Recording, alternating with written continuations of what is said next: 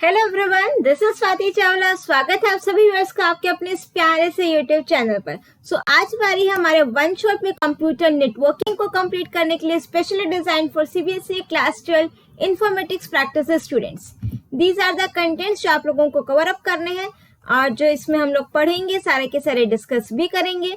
Will start with the introduction की computer network क्या होता है, types of network, PAN, LAN, MAN, PAN, network devices कौन कौन सी होती है, modem, hub, switch, repeater, router, gateway, network topologies पढ़ेंगे, इंटरनेट के बारे में पढ़ेंगे, यूआरएल, www, उसकी applications, web, email, client, chat, VoIP, website, static web page, dynamic web page और web server, web browser, web hosting, cookies, add-ons, plugins, ये सारा कुछ हम आज के इस वन शॉट में कवर अप करने वाले हैं। ये स्क्रीनशॉट जो है टेकन फ्रॉम योर करिकुलम, तो ये सारे कंटेंट्स हैं जो आप लोगों को पढ़ने हैं।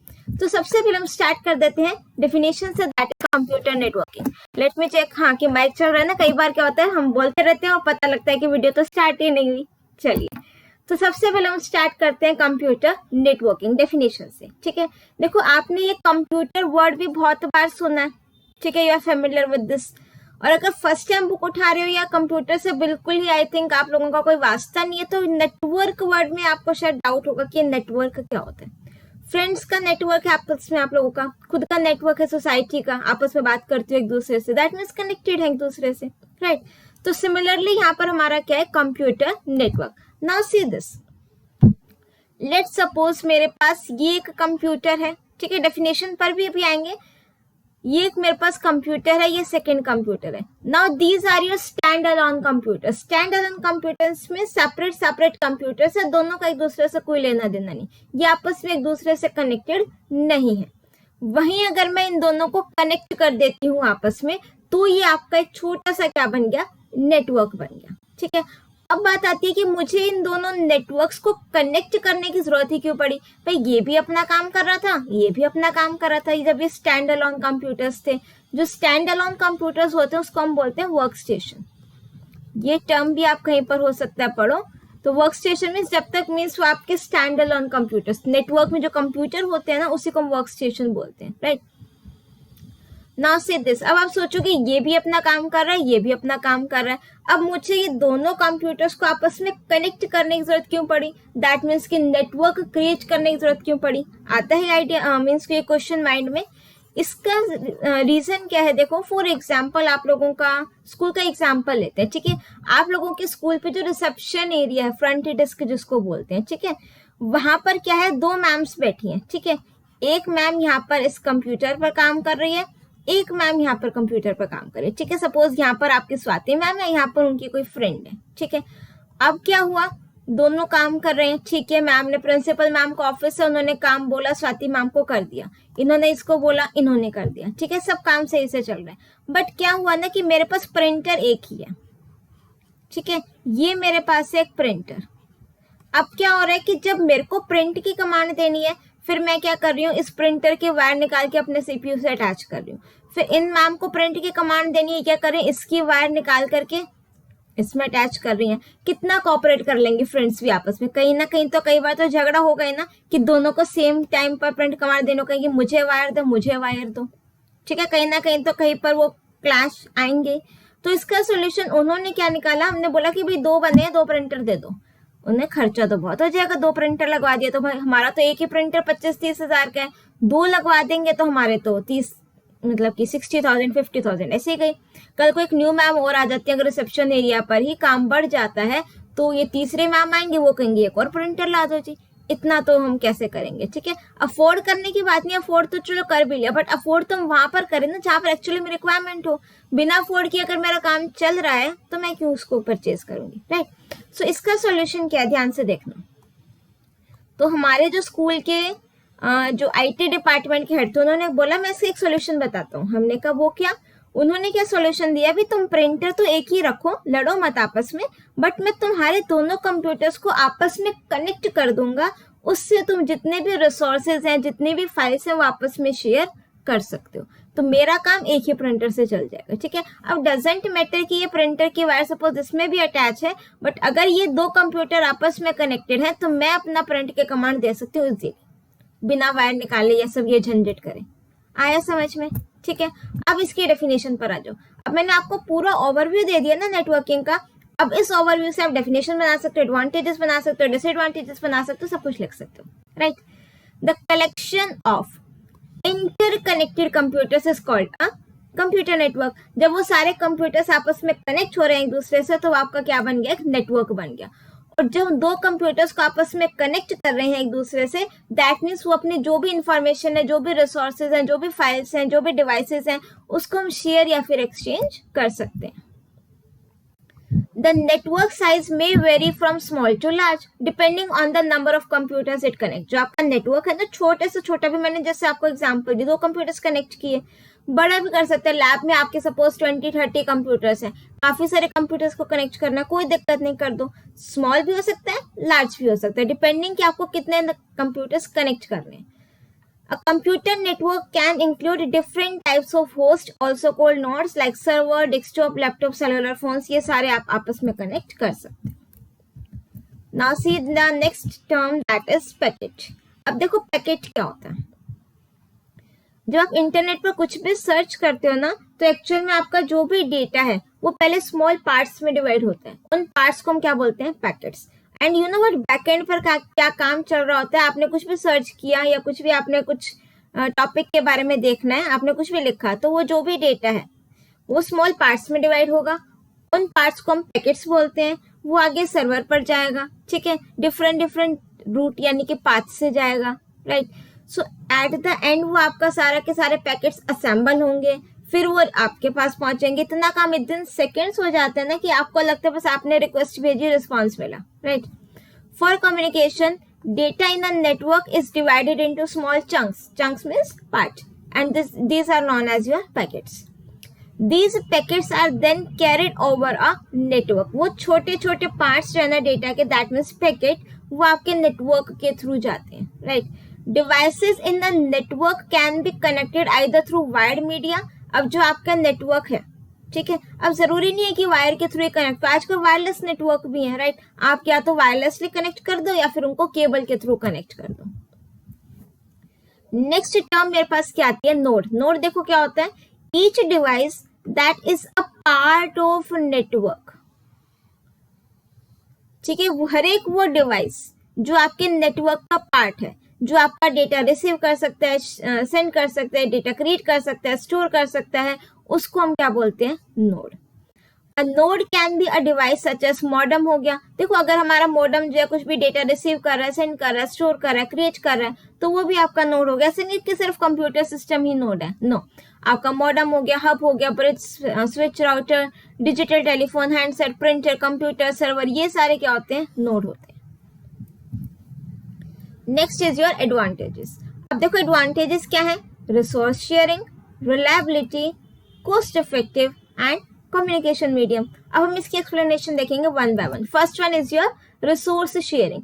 रिसोर्स शेयरिंग का मैंने एग्जांपल आपको बताया कि रिसोर्स मीन्स प्रिंटर शेयर करना, means to make all programs, data या फिर पेरिफेरल्स। आपकी कोई फाइल्स हो गई, पेरिफेरल मीन्स योर इनपुट और output devices, available to anyone on the network. Suppose मेरे पास कंप्यूटर लैब में 25 कंप्यूटर्स हैं, सारे एक दूसरे से कनेक्टेड है, मैंने एक ही प्रिंटर लिया, उन सबको आपस में कनेक्ट कर दिया, वो सारे एक मैंने क्या बना दिया, नेटवर्क बना दिया। Make all the peripherals available to anyone on the network. उस नेटवर्क में कोई भी सिस्टम अगर एक्सेस करना चाहता है तो वो कर सकता है, irrespective of the physical location of the resources and the user। Means अगर मेरा प्रिंटर यहाँ है, मेरे नेटवर्क का कंप्यूटर वहां पर भी है, तो वो वहां से बैठे बैठे इसको एक्सेस कर सकते हैं, irrespective of the physical location।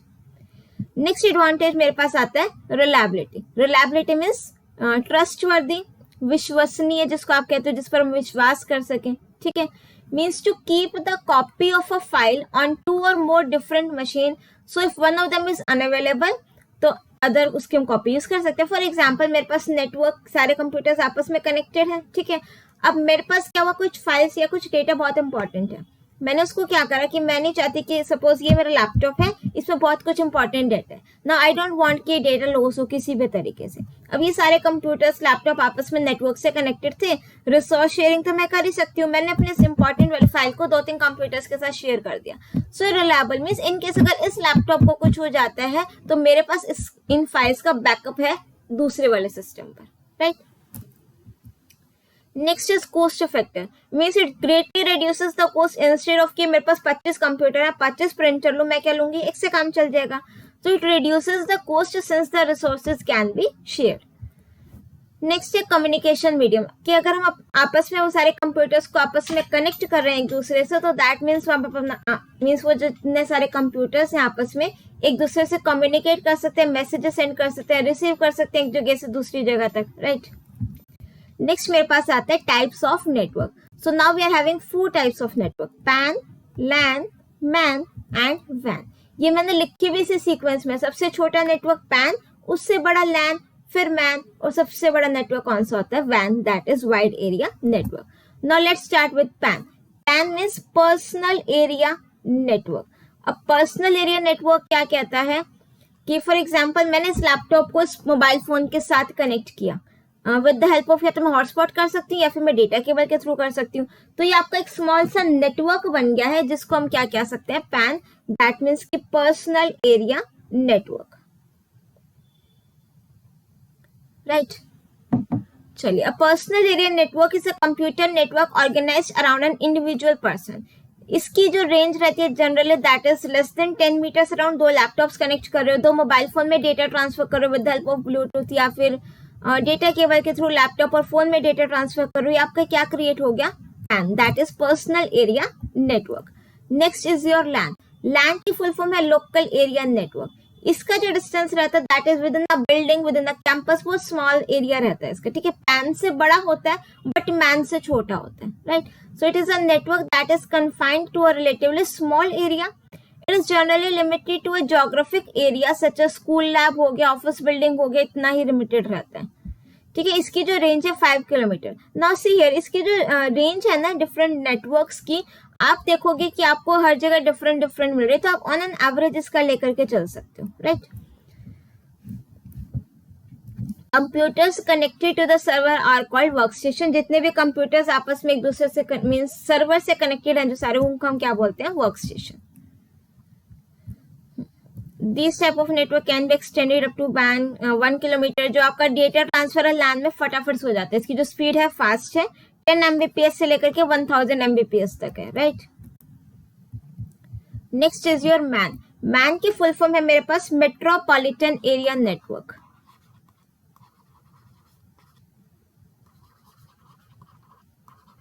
Right, metropolitan area and then network.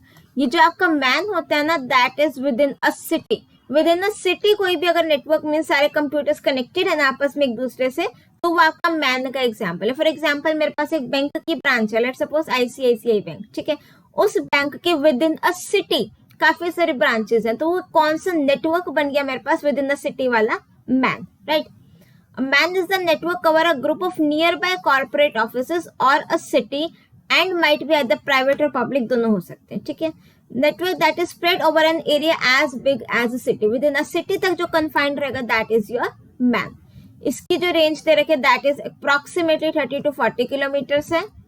इसका जो डेटा ट्रांसफर रेट है but it is in man also ranges in Mbps but it is considerably less as compared to LAN। देखो LAN में आपका जो है range कम है, range कम है तो that means data transfer rate ज्यादा होगा, फटाफट डेटा जा रहा है। यहाँ पर विद इन द सिटी है, राइट, सो डेटा ट्रांसफर रेट कहीं ना कहीं वो थोड़ा सा कम हो जाता है। नेक्स्ट मेरे पास आता है WAN। WAN stands for wide area network, ठीक है। ऑल ओवर द वर्ल्ड जो स्प्रेड रहता है network that is your WAN, wide area network. These are the networks spread over large distances across countries और इवन कॉन्टिनेंट्स तक जो भी आपका डेटा होता है मीन्स नेटवर्क बनता है वो आपका क्या होता है, WAN। अगर इसमें मुझे डेटा ट्रांसफर करना, मैं सैटेलाइट, रेडियो वेव, माइक्रोवेव इन सब का यूज करती हूँ, right. It can even be a group of LANs that are spread across several locations and connected together। WAN में आपका क्या कि अगर काफी सारे man with in the city हैं, उन काफी सारे मैन्स को कनेक्ट करके मैं एक WAN भी बना सकती हूँ, राइट। और इसका जो सबसे बड़ा एग्जांपल है that is internet. All over the world, world wide ये सारा का सारा आपस में एक दूसरे से क्या है, कनेक्टेड है। ना एग्जाम्पल देखो, एक लैन मेरे पास है इंडिया में, एक लैन है मेरे पास फ्रांस में। With the help of internet या फिर WAN ये आपस में एक दूसरे से क्या हो रहे हैं, कनेक्ट हो रहे हैं। सबसे स्मॉल लेवल पर मेरे पास क्या होता है, लैन। फिर मैन आ जाता है विद इन द सिटी, फिर वैन आ जाता है मेरा world wide, all over the world. Difference आ सकता है लैन वैन हो गया, लैन मैन हो गया, इस तरीके से। तो यहाँ पर मैंने लैन और वैन का लिया, आप जस्ट आइडिया हो जाएगा, आप इस अकॉर्डिंग अपना लैन मैन वैन इनमें भी लिख सकते हैं। फर्स्ट में तो आप फुल फॉर्म लिख देना local area network, wide area network. जो आपका लैन है it is spread over a small area, और वैन all over the world spread रहता है। अब इसको जो सेटअप करने की कॉस्ट है ऑब्वियसली कम है, विद इन द बिल्डिंग में इसको सेटअप कर रही हूँ। वैन तक जो कॉस्ट है सेटअप की बहुत ज्यादा है, बिकॉज वो all over the world spread है। It is used as single network, और वैन आपका क्या, network of networks. Next topic हमारे पास आता है इसी यूनिट का, दैट इज नेटवर्क डिवाइसेस। अब देखो नेटवर्क डिवाइसेस क्या होता है। मेरे सारे के सारे कंप्यूटर्स आपस में नेटवर्क में कनेक्टेड है एक दूसरे से। अब जो वो कनेक्टेड है एक दूसरे से, उनको आपस में कम्युनिकेट करना है, उनको आपस में इंटरेक्ट करना है एक दूसरे से। तो वहां पर हम लोग क्या यूज करते हैं, डिवाइसेस, हमारे network devices. Networking hardware also known as network equipment और computer networking devices are electronic devices हैं which are required for communication and interaction between devices on a computer network। कि मेरे कंप्यूटर नेटवर्क पे जितने भी devices अगर उनको कुछ भी कम्युनिकेट करना है, कुछ इंटरेक्ट करना है आपस में, तो वो नेटवर्क डिवाइसेस के थ्रू ही करते हैं। These are the various network devices जो आप लोगों के सिलेबस में है, that is modem, hub, switch, repeater, router and then gateway. ये नेटवर्क डिवाइसेस हम वन बाय वन पढ़ेंगे। सबसे पहले बात आती है modem. Modem stands for modulator and demodulator, ठीक है। इसमें आपका क्या, देखो जो आपका कंप्यूटर है वो आपका डिजिटल सिग्नल समझता है, बट आप लोग एनालॉग सिग्नल समझते हो, तो ये कन्वर्ट करता है एनालॉग को डिजिटल में, डिजिटल सिग्नल्स को एनालॉग में। फुल फॉर्म हो गई modulator, demodulator. It refers to device used for conversion between analogue signals and digital bits. Analogue और डिजिटल को ये क्या करता है, सिग्नल्स को कन्वर्ट करता है, right. The modem at the Sanders and, ये सपोज करो आपका मॉडेम है, ठीक है, ये सपोज करो सेंडर हो गया, और let suppose this is the receiver, right? So the modem at the sender's end act as a modulator। यहाँ पर ये आपका किसका काम करता है, मॉड्यूलेटर का काम कर रहा है। That converts the digital data into analog signals। The modem at the receiver end, वो आपका डीमॉड्यूलेटर का काम करेगा, वो कन्वर्ट करेगा एनालॉग सिग्नल्स को वापस से डिजिटल में, फॉर दैट वो आपका जो डेस्टिनेशन कंप्यूटर उस चीज को समझ पाए, राइट। सो देखो बेसिकली होता क्या है, देखो यहाँ पर आपका कंप्यूटर सिस्टम या जो भी आपने रिक्वेस्ट भेजी, ठीक है, यहाँ पर ही मैंने मॉडेम लगा दिया। ये कंप्यूटर है ना, कंप्यूटर सिर्फ डिजिटल सिग्नल समझता है, ये डिजिटल हो गए। अब यहाँ पर ये किसमें कन्वर्ट हो गया, एनालॉग में हो गया।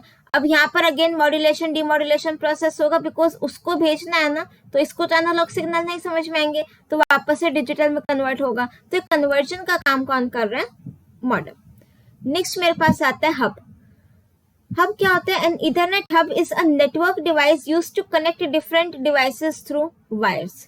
ये एक तरीके का डिवाइस है, इस तरीके से एक्सटेंशन बोर्ड होती है ना, सिंपल से एग्जांपल दूं, ठीक है। ये काफी सारे पोर्ट हैं, उसमें यूज से कनेक्ट सभी कंप्यूटर्स को क्या कर रहा है, कनेक्ट कर रहा है। So an Ethernet hub is a network device used to connect different devices through wires. यहाँ पर वो सॉकेट होता है, इसके अंदर लगा दो और ये सारे के सारे आपस में क्या हो जाते हैं, कनेक्ट हो जाते हैं, राइट।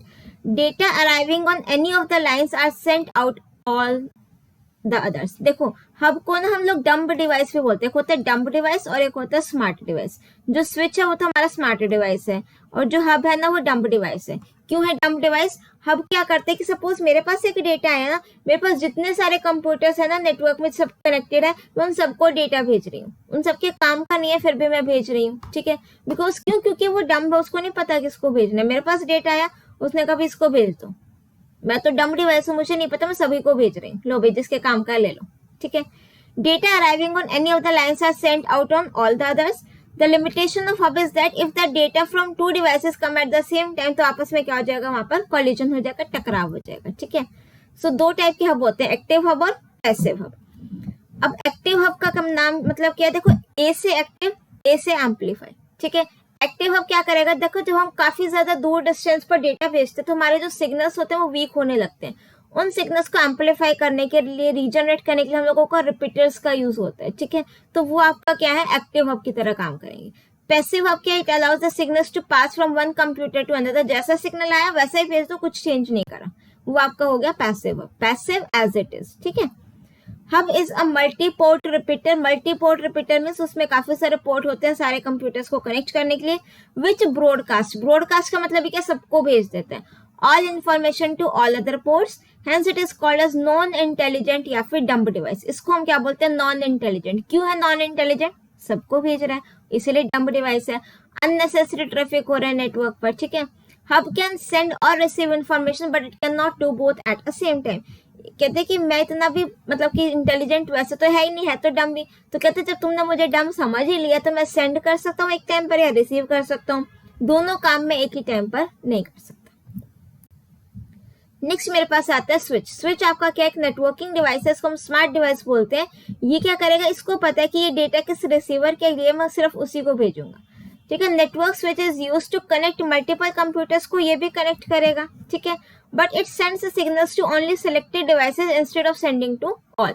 सिर्फ जो intended destination computer, intended receiver है, ये उसी को सेंड करेगा instead of sending the data to all other computers in the network. और ये एक ही टाइम पर डेटा सेंड भी कर सकते हैं और रिसीव भी कर सकते हैं। तो इसलिए हम स्विच को क्या बोलते हैं, smart device. It can identify the intended destination को आइडेंटिफाई ये कर लेते हैं। अब कुछ ब्रॉडकास्ट तो हो नहीं रहा, तो दैट मीन्स ये आपका क्या है, यहाँ पर अननेसेसरी ट्रैफिक जनरेट नहीं होगा। नेक्स्ट मेरे पास आता है रिपीटर्स। देखो रिपीटर्स क्या है, जनरली क्या होता है हमारे पास जो डेटा है, जब मैं लॉन्ग डिस्टेंस पर डेटा भेजती हूँ तो उनके जो सिग्नल्स है वो वीक होने लगते हैं, फिर वो एज इट इज डेटा नहीं पहुंचता।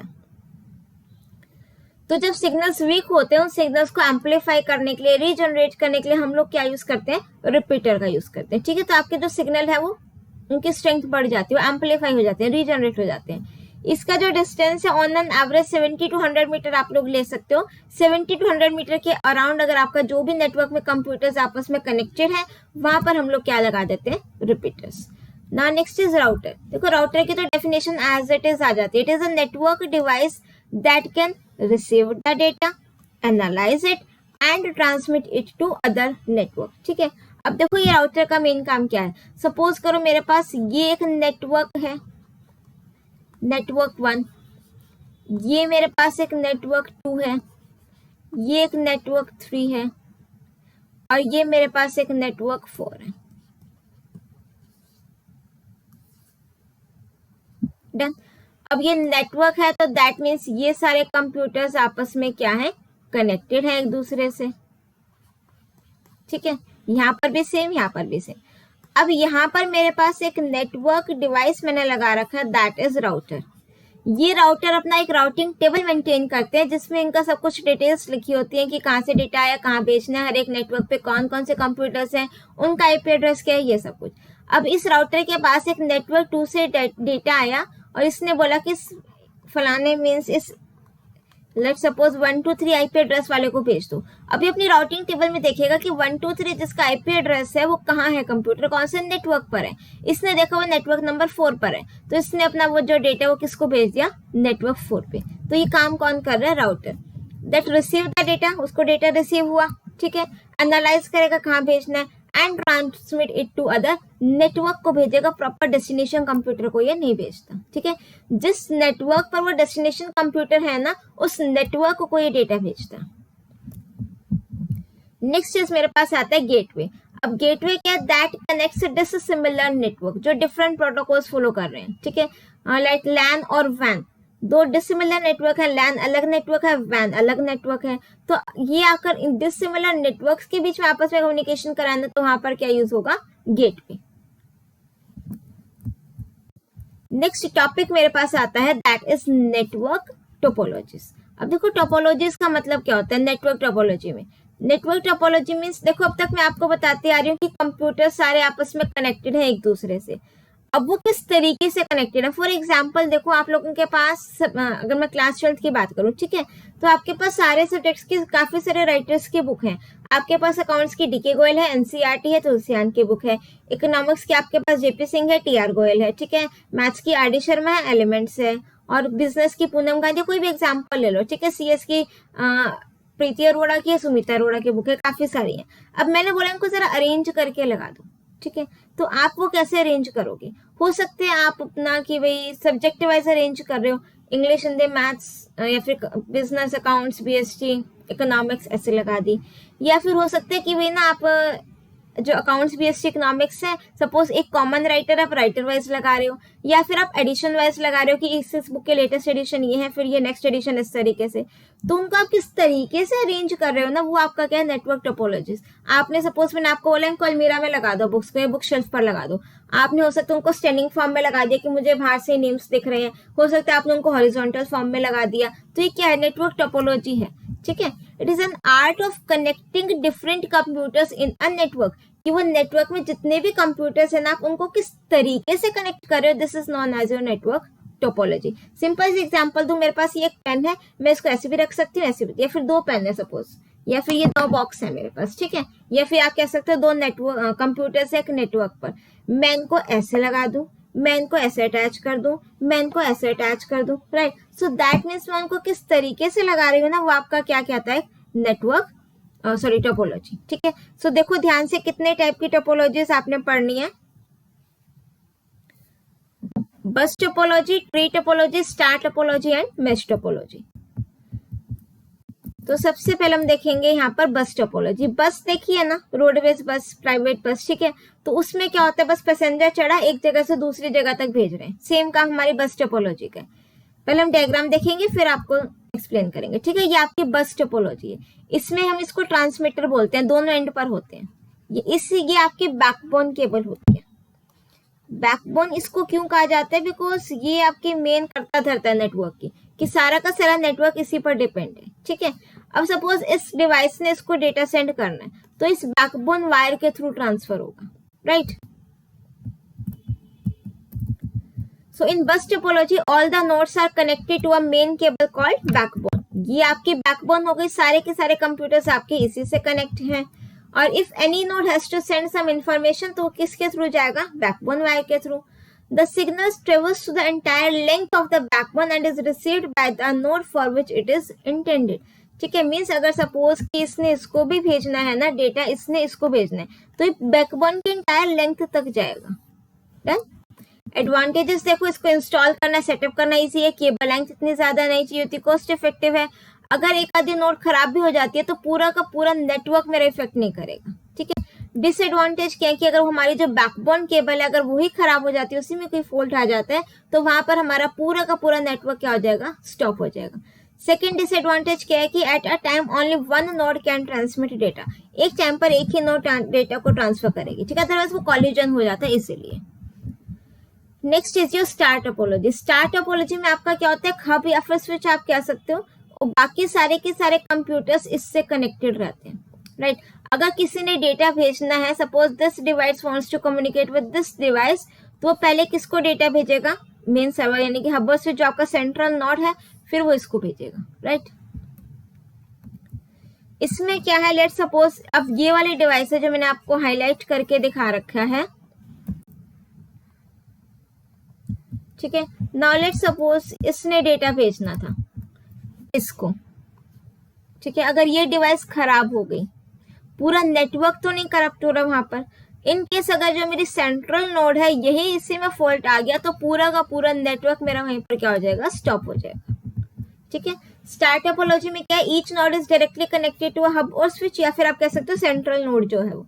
If any node has to send any information to any other node, it sends the signals to the hub और switch के थ्रू डेटा ट्रांसफर होगा। ठीक है, और इसको इंस्टॉल करना, सेटअप करना इजी है। अगर एक लिंक फेल हो जाता है तो पूरा का पूरा नेटवर्क वहां पर स्टॉप नहीं होगा। अगर हब या स्विच फेल हो जाता है तो पूरा का पूरा नेटवर्क मेरा वहीं पर बंद हो जाएगा। It requires more cable length as compare to bus topology, right.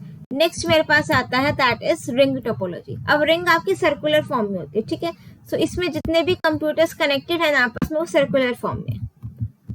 In ring topology every computer is connected to the next computer in the ring and each transmit the signal what it receives from the previous computer. Means ये इस form में data भेज रहे हैं, ये दूसरे को passing game होती है ना, ऐसे खेल रहे हैं। ठीक है, अब सपोज ये वाली डिवाइस खराब हो गई, पूरा नेटवर्क बंद, क्योंकि ये आगे इतना वापस तो ये जा नहीं रही है, तो एक ही डायरेक्शन में जा रहा है, एंटी क्लॉकवाइज या क्लॉकवाइज एक ही डायरेक्शन में जाते हैं। ठीक है, सो यहाँ पर आप देखोगे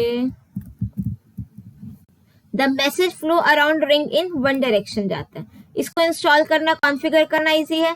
प्रॉब्लम डिटेक्ट करना इजी है कि कहाँ पर फॉल्ट आ रहा है, जहाँ पर डेटा अगर ट्रांसफर नहीं हो रहा वहीं पर फॉल्ट आ रहा है। All data flows in one direction reducing the chance of packet collision.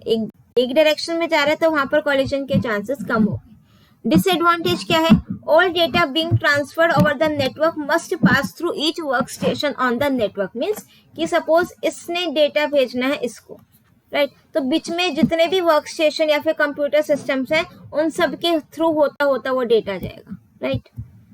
The entire network will be impacted if one work station shuts down. ये मैंने आपको बताया कि अगर एक भी सिस्टम खराब हो जाता है तो मेरा पूरा का पूरा नेटवर्क वहीं पर क्या हो जाएगा, स्टॉप हो जाएगा।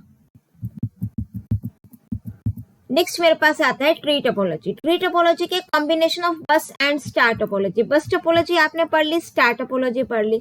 अब देखो ये मेरी वो, इसी को आइडेंटिफाई करो कि ये बस प्लस स्टार कैसे है। ये बस टोपोलॉजी में यहाँ पर एक वो बैकबोन वायर थी ना, ये वो वाली बैकबोन वायर है, ठीक है, बैकबोन केबल, इसके थ्रू डेटा ट्रांसफर हो रहा है, ठीक है। और ये आपके सारे आपस में एक दूसरे से कनेक्टेड है। एक एक पर्टिकुलर ये आपका स्टार टोपोलॉजी है, क्योंकि बीच में हब और स्विच हो गया, उससे सारे कंप्यूटर्स कनेक्टेड हैं, राइट।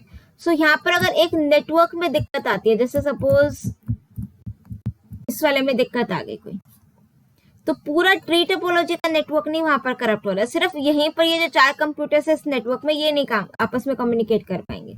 वेरेस अगर जो मेरी बैकबोन वाली केबल है, ये वाली, इसी में कुछ दिक्कत आ जाती है, तो ये आपस में सिर्फ नेटवर्क्स जो आपस में जो स्टार टोपोलॉजी वाला है वो काम करेगा, बट जो एक दूसरे के थ्रू डेटा ट्रांसफर हो रहा है नेटवर्क टू नेटवर्क, वो काम वहां पर आपका क्या हो जाएगा, बंद हो जाएगा, ठीक है। मैश टोपोलॉजी क्या है? In this network topology, each communicating device is connected with every other device in the network. Means हर एक डिवाइस बाकी हर एक से कनेक्टेड है। Let's suppose ये डिवाइस है, ये इससे भी कनेक्ट है, ये इससे भी कनेक्ट है, ये इससे भी कनेक्ट है, ये इससे भी कनेक्ट है, ये इससे भी कनेक्ट है। सिमिलरली ये वाला डिवाइस है, ये भी बाकी सबसे कनेक्टेड है, फिर ये वाला डिवाइस है, ये भी बाकी सबसे कनेक्टेड है। तो ये आपका कौन सा हो गया? Mesh topology. It can handle large amount of traffic. अब इतने सारे वायर्स हैं तो ऑब्वियसली ये लार्ज अमाउंट ऑफ ट्रैफिक तो हैंडल करेगा ही, since multiple nodes can transmit data simultaneously. इसमें आपके काफी सारे जो मल्टीपल नोड्स हैं एक ही टाइम पर डेटा को ट्रांसफर कर सकते हैं। These networks are more reliable because अगर एक आधी नोड खराब भी हो जाती है तो मेरे पास इतने सारे रास्ते हैं डेटा को भेजने के लिए। This topology is also more secure as compare to other topologies because each cable between 2 node carries different data. ये सिक्योर है। डिसएडवांटेज के वायरिंग आपको कॉम्प्लेक्स दिख रही है, दिखने में कॉम्प्लेक्स है, सोचो बनाने में कितनी कॉम्प्लेक्स रहेगी। केबलिंग कॉस्ट ज्यादा हो जाएगी क्योंकि इतनी सारी वायर मुझे चाहिए। देयर आर मेनी रिडंडेंट और अनयूटिलाइज्ड कनेक्शन, ठीक है। सपोज करो इतने सारे कनेक्शंस हैं, यहाँ और यहाँ डेटा जा रहा है, बाकी तो सारे अनयूज्ड है। ये सारी डिसएडवांटेज हो गई इसकी, राइट। अब नेक्स्ट टॉपिक मेरे पास आता है इंटरनेट। इंटरनेट की दुनिया के बारे में आप सब कुछ जानते हो, सब लोग जानते हो, ठीक है। तो थोड़ा सा इंट्रोडक्शन देखते हैं। इंटरनेट होता क्या है? नेटवर्क ऑफ नेटवर्क्स है, ठीक है। Global network of computing devices all over the world. सारे कंप्यूटर्स नेटवर्क्स आपस में एक दूसरे से कनेक्टेड हैं, ठीक है। घर बैठे एट योर फिंगर टिप्स आप सब कुछ डेटा एक्सेस कर सकते हो with the help of internet. आजकल आप देखोगे कि जो आपके स्मार्ट इलेक्ट्रॉनिक अप्लायंसेस हैं वो भी स्मार्ट हो गए हैं। फ्रिज, आपके स्मार्ट फ्रिज आ गए हैं, स्मार्ट टीवी हो गए हैं, स्मार्ट एसीज आ गए हैं, ठीक है। Can also communicate through the internet. वो सब भी इंटरनेट की हेल्प से अच्छा सा कम्युनिकेट कर लेते हैं। Computers are connected to a modem through a cable. अब जो आपस में कनेक्टेड है एक दूसरे से, या तो वो केबल के थ्रू होंगे या फिर वो वायरलेस मीन्स वायर्ड होंगे या फिर वायरलेस होंगे। दोनों ही वाईफाई के थ्रू भी आप लोग कनेक्ट कर सकते हो, ठीक है।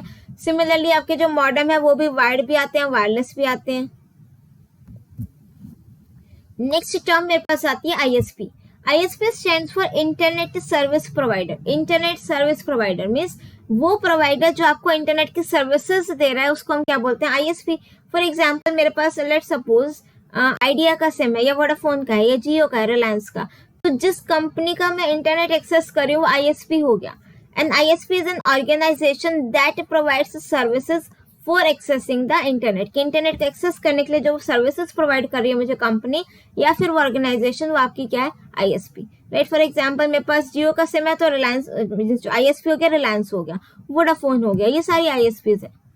Now next is applications of internet. Application means कि आपका इंटरनेट कहाँ कहाँ पर यूज होता है, ठीक है। आपको वाकिफ है आप इस चीज से कि कहाँ कहाँ पर यूज होता है, सबको पता है, ठीक है। फर्स्ट मैंने देखा www। www stands for world wide web, या फिर आप इसको W3 भी बोल सकते हैं, W3C, world wide web consortium.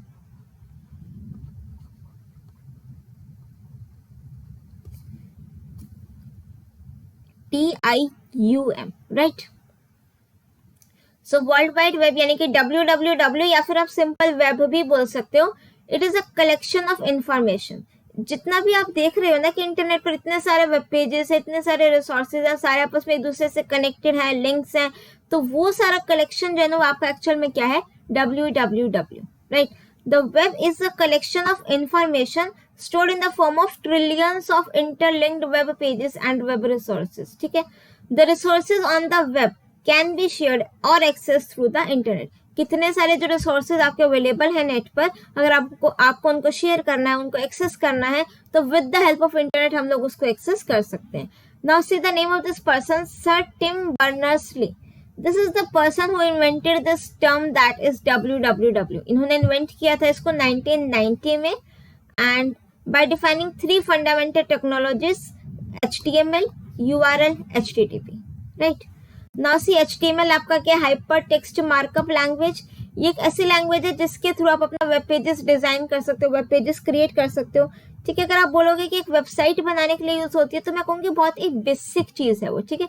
HTML आपकी बहुत ही बेसिक लैंग्वेज आप इसको कह सकते हो, कि जिसमें आपको मतलब सिर्फ अगर HTML आती है तो आप एक अच्छी इंटरेक्टिव वेबसाइट नहीं बना सकते, राइट। ये एक बेस जरूर है जो आगे आपको प्रोवाइड करता है। It is used to design standardized web pages so that web content can be read या फिर understood from any computer across the globe. इसमें आपके खुद से प्री डिफाइंड टैग्स होते हैं। जिन्होंने HTML पढ़ा उनको पता होगा, HTML tag, bold tag, italic tag, underline tag, हर एक चीज का मेरे पास क्या होता है, टैग होता है। हर एक वेब पेज का एक स्ट्रक्चर होता है जो हम किसके थ्रू डिजाइन करते हैं, HTML के थ्रू। सिर्फ जो बेसिक स्ट्रक्चर होता है ना उसको वो हम HTML के थ्रू डिजाइन करते हैं। Basic structure means like suppose यहाँ पर आपकी ये इमेज होगी, यहाँ पर ये इमेज होगी, यहाँ पर दूसरी इमेज होगी, यहाँ पर टेक्स्ट होगा, इस तरीके से।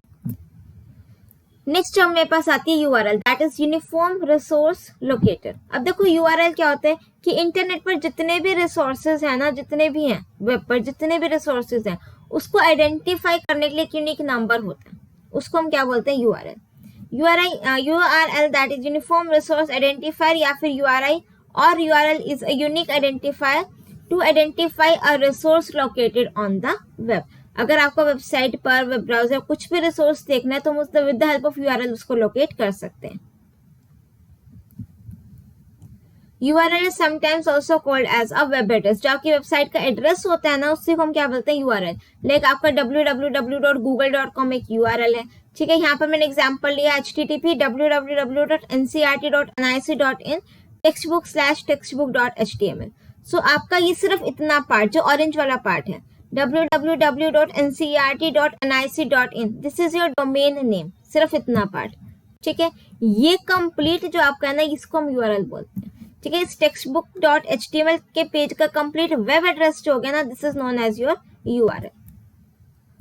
HTTP आपका प्रोटोकॉल हो गया, यहाँ पर कोई भी प्रोटोकॉल हो सकता है, HTTPS, HTTP, FTP, टेलनेट, कुछ भी हो सकता है। www उसकी सब डोमेन हो गई, ncrt.nic.in उसकी डोमेन नेम हो गई, और ये कंप्लीट आपका क्या हो गया, URL। नेक्स्ट जो मेरे पास आती है HTTP, that is hyper text transfer protocol. Now see, जो आपके वेब ब्राउजर और वेब सर्वर आपस में कम्युनिकेट करते हैं ना, कि उसने कोई रिक्वेस्ट भेजी क्लाइंट को, सर्वर उसको रिस्पॉन्ड कर रहा है, ये आपस में जो कम्युनिकेशन है ये किसकी हेल्प से होता है, with the help of HTTP, that is hyper text transfer protocol. It is a set of rules which is used to retrieve linked web pages across the web. Now next चीज काफी बार आ जाता है, difference between web and internet. Web और internet में देखो क्या डिफरेंस है। The internet as we know is the huge global network of interconnected computers. Internet तो आपका क्या है, एक नेटवर्क ऑफ नेटवर्क्स है, जितने सारे कंप्यूटर्स आपस में कनेक्टेड है एक दूसरे से, उन सबका नेटवर्क है, which may or may not have any file or web page to share with the world, ठीक है। बट वेब क्या है कि जितने भी वेब पेजेस सारे आपस में एक दूसरे से कनेक्टेड हैं, लिंक हैं, जिसको आप एक्सेस कर सकते हो with the help of internet, वो आपका क्या होता है, web. www gives users access to a vast collection of information created and shared by people across the world। Next मेरे पास ये एप्लीकेशन में हमने जो फर्स्ट पढ़ी थी ना, 3-4 एप्लीकेशंस मैंने आपको बताई थी, that is www, email, chat और VoIP। इसमें से www कर ली, इसी में आपके थे HTML, HTTP, URL। अब नेक्स्ट आपका क्या आता है, सेकेंड एप्लीकेशन ईमेल। ईमेल के बारे में भी आप सबको पता है, ठीक है। Full form is electronic mail. अगर मुझे इंटरनेट के थ्रू कोई भी मेल या मैसेज किसी को सेंड करना है, रिसीव करना है, तो हम लोग कर सकते हैं। इसमें आपका किसी भी टाइम, ना दिन देखते हैं ना रात देखते हैं, किसी भी टाइम अपना किसी भी पर्सन को मेल कर सकते हैं। आप जो मेल करोगे वो टेक्स्ट फॉर्म में हो सकता है, इमेज फॉर्म में हो सकता है, ऑडियो वीडियो फाइल, कुछ भी आपका हो सकता है, किसी भी टाइप की फाइल हो सकती है जो आप जिसको मेल कर सकते हो। To use email service, one needs to register with an email service provider. अभी ईमेल सर्विस प्रोवाइडर कौन कौन से हो गए, लाइक गूगल हो गया, जीमेल का, याहू हो गया, माइक्रोसॉफ्ट हो गया, आउटलुक, ठीक है। ये सारे आपको क्या है, यहाँ पर आपको पहले रजिस्टर करना पड़ता है, अपना अकाउंट क्रिएट करना पड़ता है। आफ्टर क्रिएटिंग द अकाउंट आप अपना कोई भी मेल किसी पर्सन को सेंड कर सकते हो। Facilities available for an email user, कि अगर आप ईमेल यूजर है, ईमेल करते हैं, तो कौन कौन से फैसिलिटीज है। आप अपने ईमेल को एज अ ड्राफ्ट सेव कर सकते हो, फाइल अटैच करके दे सकते हो, मल्टीपल ईमेल एड्रेस मींस एक ही मेल को मल्टीपल जगहों पे भी भेज सकते हो बहुत इजीली। कार्बन कॉपी भी, ब्रांड कार्बन कॉपी, इसके बारे में आपको पता होगा, CC या BCC करके भेज सकते हो। इसका मतलब क्या होता है, CC और BCC, that is carbon copy और blind carbon copy. For example, I am a teacher, मेरे क्लास में लेट सपोज 30 स्टूडेंट्स हैं। मैंने बोला कि आपके विंटर वेकेशन स्टार्ट हो रही है, मुझे सबको हॉलीडे होमवर्क सेंड करना है। इंस्टेड कि मैं सबको प्रिंट आउट्स निकाल के दे रही हूँ, मैं क्या करूंगी, मैंने सिस्टम पर बनाया था, तो मैंने आपको बोला कि अपनी सभी के 30 स्टूडेंट्स अपनी ईमेल आईडी दे, तो मैं आप सबको मेल कर दूंगी, ठीक है। अब कुछ स्टूडेंट्स बोले कि मैम आई डोंट वांट कि हमारी ईमेल आईडी सभी बाकी स्टूडेंट्स के साथ शेयर हो, तो मैंने बोला कोई दिक्कत नहीं, ठीक है। तो अब जब मैं इन सभी के सभी 30 स्टूडेंट्स को हॉलीडे होमवर्क सेंड कर रही हूँ, यानी कि मेल कर रही हूँ, तो मेरे पास ना 2 के साथ साथ आपने देखा होगा CC और BCC का ऑप्शन आता है। अगर मैं अपने 30 बच्चों की मेल आईडी को CC ऑप्शन में लिखूंगी, दैट इज कार्बन कॉपी में, तो वो सभी को, जो 30 बच्चे ना, सभी को एक दूसरे की मेल आईडीज भी दिखेंगी, ठीक है। एक होता है ब्लाइंड कार्बन कॉपी, अगर मैं BCC में लिख दूं 30 बच्चों की मेल, तो उन सबको आपस में एक दूसरे की मेल विजिबल नहीं होगी।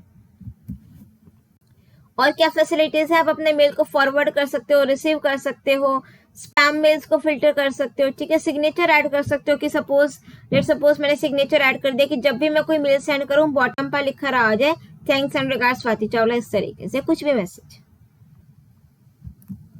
ठीक है। नेक्स्ट मेरे पास आता है चैट।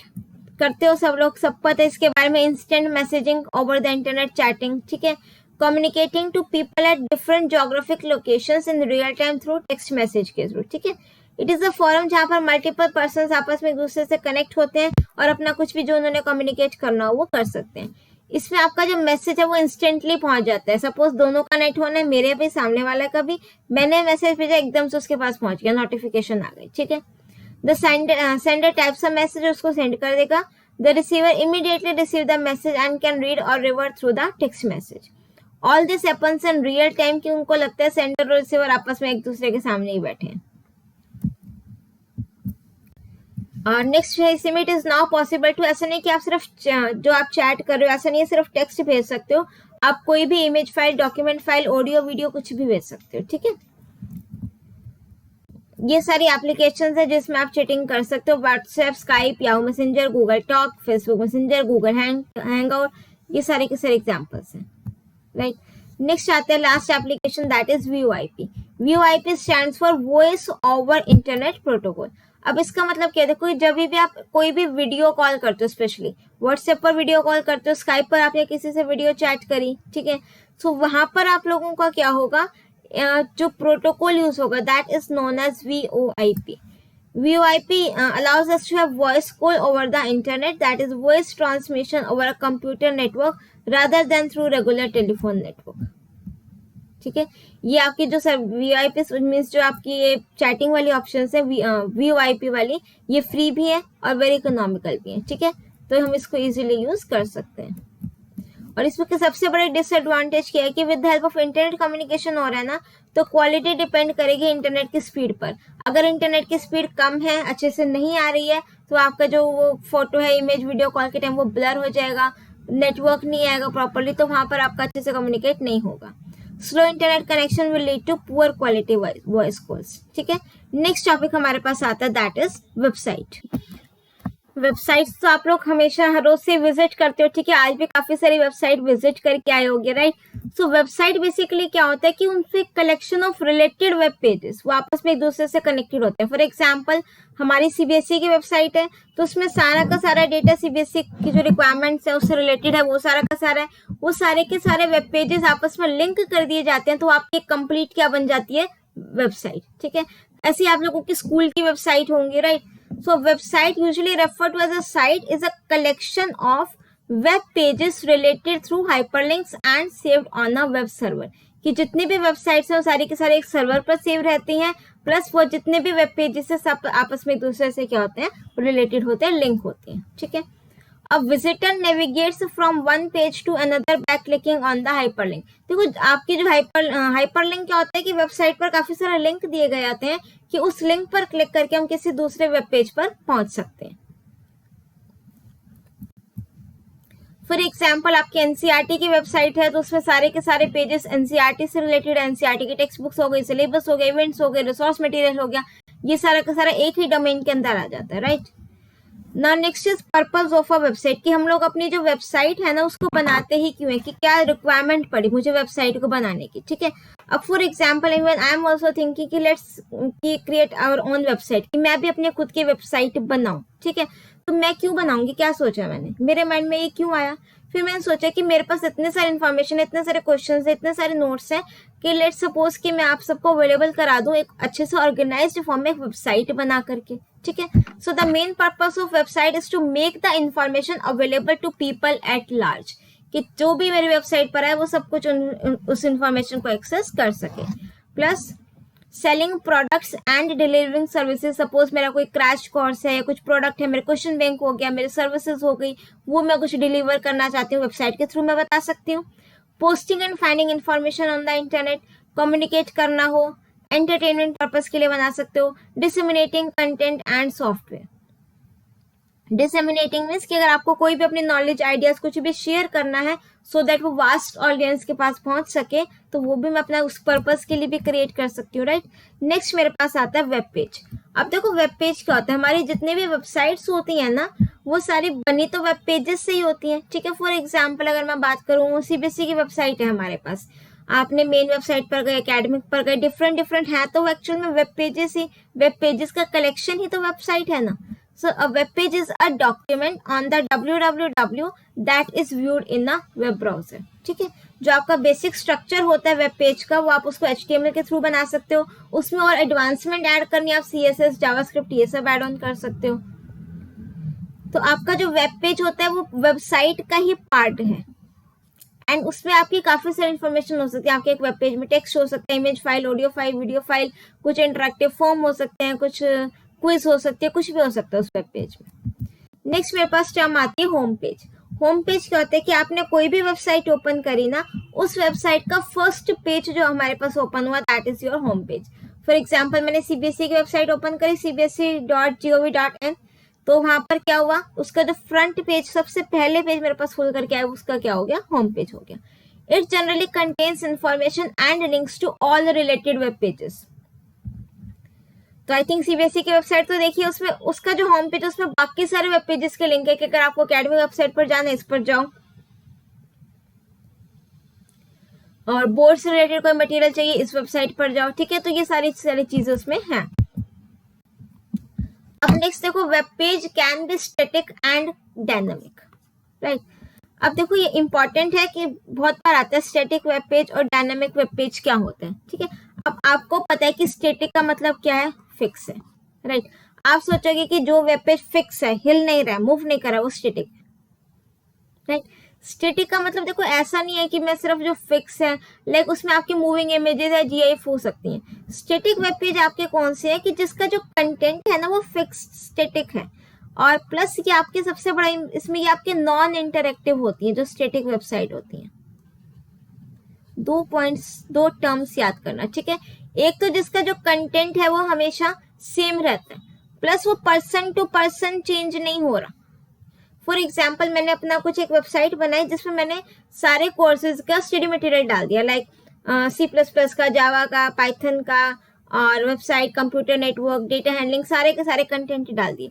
अब उस वेबसाइट को जो भी पर्सन ओपन कर रहा है, हर एक को कंटेंट सेम दिख रहा है, तो आपकी स्टैटिक वेबसाइट है। प्लस जो हमारी स्टैटिक वेबसाइट है या स्टैटिक वेब पेजेस है वो नॉन इंटरैक्टिव होते हैं। नॉन इंटरैक्टिव मीन्स कि उसमें कुछ फॉर्म वगैरह नहीं होते फिल करने के लिए, कॉन्टेक्ट पेज नहीं है, या फिर वो आपसे कोई फॉर्म या कोई क्वेरी है वो सब नहीं फिल कर सकते, कुछ सर्च नहीं कर, मीन्स एक तरीके से कुछ इनपुट नहीं दे सकते, सर्वर से कॉन्टेक्ट नहीं कर सकते। ठीक, when a web server receive a request for a static web page, उसको देखेगा कि कहाँ पर है, उसको बस मिल गया पेज और उसने उसको क्लाइंट को वापस भेज दिया, कोई प्रोसेसिंग कुछ नहीं है। ठीक है, स्टैटिक वेब पेज का कंटेंट जो सेम रहता है, और अगर मैं उसकी कोडिंग ऑब्वियसली मैनुअली चेंज कर दूंगी तो उसमें चेंज हो सकते हैं, बट चेंज करने के बाद वो अपडेटेड कंटेंट भी सबके पास सेम सा जाएगा। और static web pages are generally written in HTML हो गया, जावास्क्रिप्ट हो गया, CSS हो गया, इनकी एक्सटेंशन .html या फिर .html रहती है। ठीक है, कुछ नहीं है, वेब ब्राउजर है, ये वेब सर्वर है, इसने इसको रिक्वेस्ट भेजी, इसने अपना सर्वर में जो भी लोकेशन, जो पेज था, जो रिक्वेस्ट करा है उसको सर्च करेगा, रिस्पॉन्स करके उसको भेज देगा। नेक्स्ट आता है मेरे पास डायनामिक वेब पेज। अब dynamic web pages is the one in which the content of the web page can be different for different users. इसका जो कंटेंट है ना वो डिफरेंट यूजर के लिए डिफरेंट होता है, और बार बार जो उसका कंटेंट है ना वो चेंज होता रहता है। राइट, फॉर एग्जाम्पल आप लोगों का शेयर मार्केट या स्टॉक एक्सचेंज के रेट हो गए, वो चेंज होते रहते हैं। वेदर अपडेट की वो हो गई, वेबसाइट्स हो गई, IPL मैचेस या कोई भी जो हमारे वर्ल्ड कप हो गया, T20 मैचेस हो गए, उनका लाइव स्कोर आता है, वो सब डायनामिक वेब पेजेस है कि आप उसको रिफ्रेश कर रहे हो, वो बार बार चेंज हो रहा है। ठीक है, आपने youtube.com, यूट्यूब भी एक वेबसाइट ही है youtube.com, आपने उसको ओपन किया, डिफरेंट वो आ रहा है वेब मीन्स, उसके बाद आपने दोबारा उसको रीलोड करा, फिर डिफरेंट वीडियोस आ रही हैं। ठीक है, कंटेंट डिफरेंट यूजर के लिए डिफरेंट है।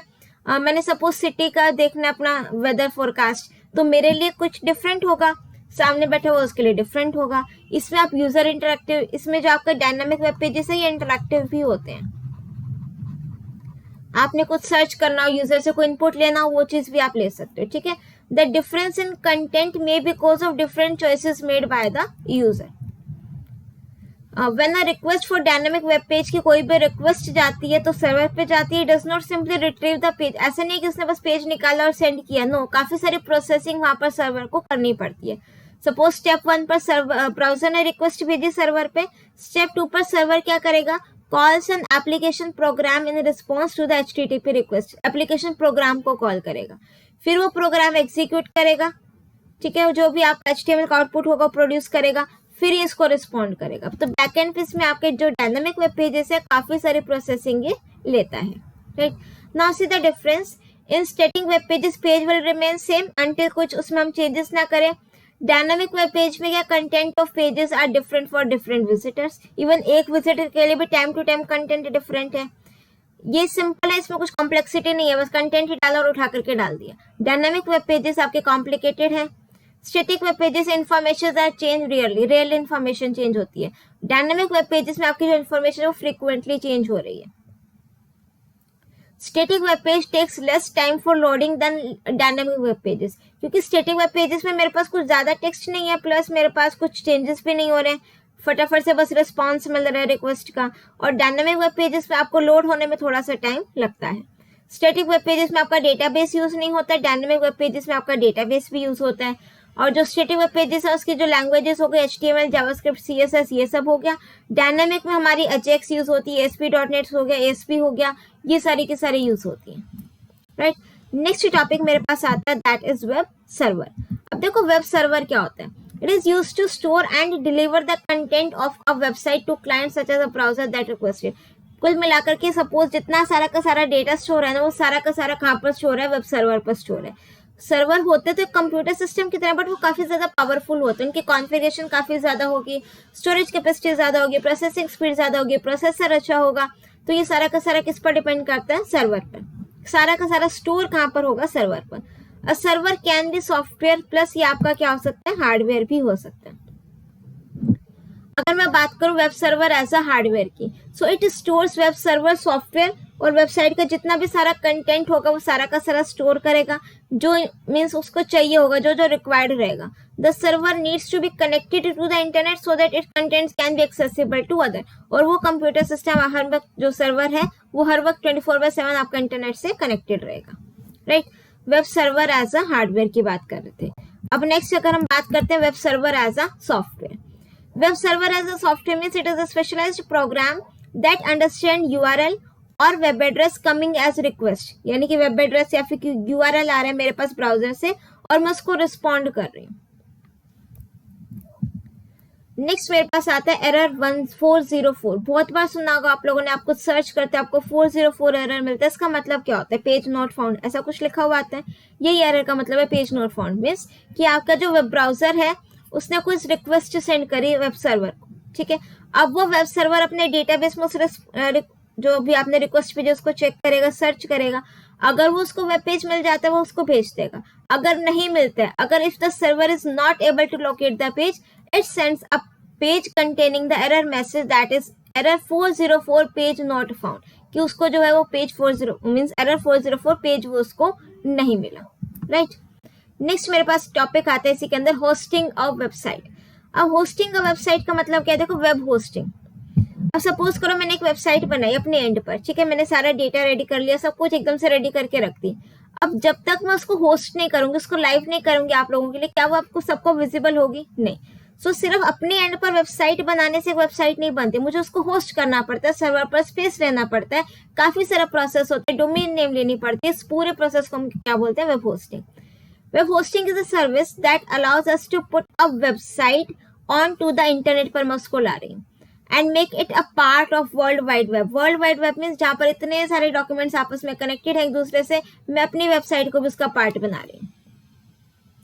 Once a website is created using a hardware server, एक बार मैंने अपनी वेबसाइट बना दी तो मुझे उसको क्या करना है? इंटरनेट से कनेक्ट करना है so that all over the world उसको एक्सेस किया जा सके. ठीक है.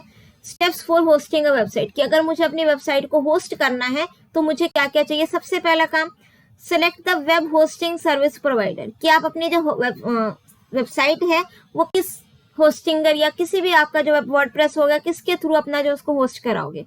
दैट विल प्रोवाइड द, वो आपको वेब सर्वर पर स्पेस भी देगा, एज वेल एज काफी सारी चीजें वो आपको सर्विसेज प्रोवाइड करेगा. डेटाबेस देगा, बैंडविड्थ देगा, डेटा बैकअप देगा, फाइल सपोर्ट देगा, ईमेल सर्विसेज देगा, काफी सारी चीजें देगा. ठीक है. अब सबसे पहले आपने देख लिया कि मैं सर्विस प्रोवाइडर के थ्रू अपना वेबसाइट को होस्ट कराऊंगा, यहाँ पर मुझे ये सर्विसेज मिल रही हैं. ठीक है. अब सेकेंड स्टेप पर आता है कि आप अपनी वेबसाइट का डोमेन नेम सोचोगे. ठीक है. Which best suits our requirement. और फिर मैं उसको क्या कराऊंगी? रजिस्टर कराऊंगी अपनी डोमेन नेम को. थर्ड, अब मुझे वेब स्पेस मिल गया, सर्वर पर स्पेस मिल गया. Create login with appropriate rights and note down the, फिर मुझे आईपी एड्रेस मिल जाएगा, मैं उसको नोट डाउन कर लूंगी उसको अपने वेब सर्वर को मेंटेन करने के लिए. फिर मैं अपनी जितनी भी फाइल्स मैंने अपनी बनाई थी ना उस अपने सिस्टम पर, वेबसाइट बनाने से पहले सारी मैंने डाटा रेडी करा था, अब मैं उसको अपलोड कर दूंगी. Upload the files in properly organized folders on the allocated space पर. Get domain name mapped to the IP address of the web server. फिर उस आईपी एड्रेस से मैप करके मुझे अपनी क्या मिल जाएगी? डोमेन नेम मिल जाएगी. राइट. नेक्स्ट आते हैं मेरे पास DNS. DNS means domain name system. It is a service that does the mapping between domain name and IP address. देखो, हर एक पहले क्या होता था? हर एक सिस्टम का एक आईपी एड्रेस होता था, लाइक 140.62.34 इस तरीके से. अब इतने सारे आईपी एड्रेसेस को याद करना मुश्किल हो गया था. ऐसे हर एक काफी सारे मेरे पास क्या थे? वेबसाइट्स के भी एड्रेसेस हैं, उन सबको याद करना मुश्किल हो गया था, उन एड्रेसेस को, नंबर्स को. तो उनका जो ऑप्शन मेरे को दिया गया दैट इज डीएनएस. वो हर एक वेबसाइट को एक नेम दे दिया गया. इंस्टेड कि मैं वो नंबर्स याद करूं वेब एड्रेसेस के, वेबसाइट के, तो मैं क्या याद कर रही हूँ? उनका नेम याद कर रही हूँ. तो वो आपका क्या हो गया? DNS. When the address of a website is entered in a browser, तो डीएनएस देखते हैं कि उसके कॉरेस्पॉन्डिंग आईपी एड्रेस कौन सा है, फिर उसको वो मैच मिल जाता है, फिर वो आपके वेबसाइट को डिस्प्ले करा देता है. नेक्स्ट टॉपिक मेरे पास आता है वेब ब्राउजर. सब फेमिलियर हो वेब ब्राउजर से? क्या होता है? Google Chrome, Mozilla Firefox, opera mini, ये सारे वेब ब्राउजर्स हैं, एप्पल सफारी. ठीक है. तो बेसिकली वेब ब्राउजर होते हैं कि आपका एक सॉफ्टवेयर ही होता है that helps us to view the web pages. अगर आपको वेबसाइट देखनी है, वेब पेजेस देखने हैं, तो किसकी हेल्प से आप लोग देख रहे हो? वेब ब्राउजर की हेल्प से देख रहे हो. All these are examples of your web browser. Mozilla Firefox हो गया, गूगल क्रोम हो गया, ओपेरा हो गया, एप्पल सफारी हो गया, माइक्रोसॉफ्ट एज हो गया, राइट. डू यू नो कि mosaic was the first web browser developed by the national centre for super computing application, that is NCSA. तो सबसे पहला फर्स्ट वेब ब्राउजर मेरे पास कौन सा था? मोज़ेक.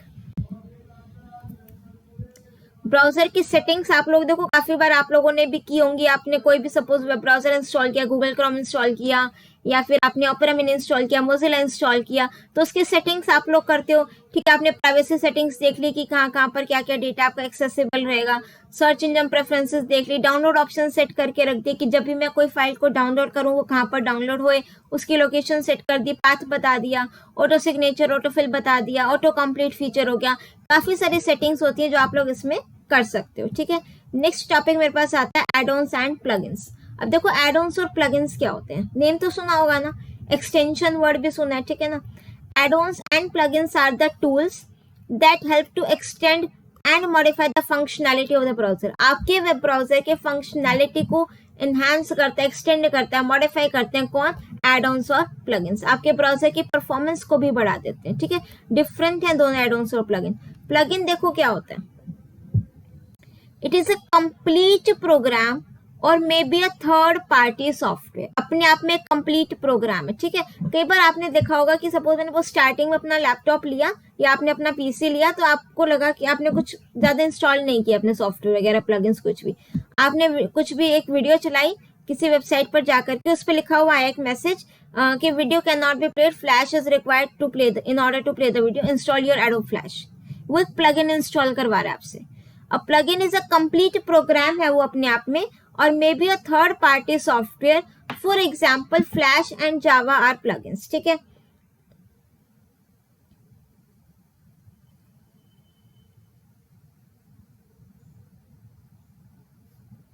अब इसमें क्या होगा, flash player is required to play a video in the browser. कि अगर आपको अपने ब्राउजर में वीडियो को प्ले करना है ना, तो वहां पर आपको क्या करना पड़ेगा, फ्लैश इंस्टॉल करना पड़ेगा.